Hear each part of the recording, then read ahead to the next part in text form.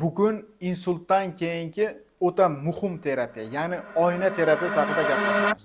Ko'pchilikka ma'lumki, insultdan keyin qo'limiz yoki oyog'imiz yoki tanamizni teng yarmi ishlamay qoladi. Bu holatdan tezroq bartaraf bo'lish uchun aynan oyna terapiyasi muhim rol o'ynaydi. Buning uchun bizga oyna kerak bo'ladi.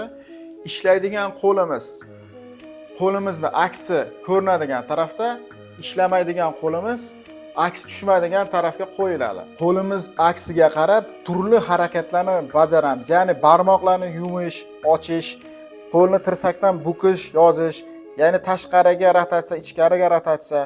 Bu harakatlarni bajarganimizda bosh miyamizga signal beradi. Natijada bosh miyadan nerv tolalari orqali ishlamaydigan qo'l tarafimizga impuls keladi. Buni oqibatida qo'limizda harakat paydo bo'ladi. Sahifamga obuna bo'ling.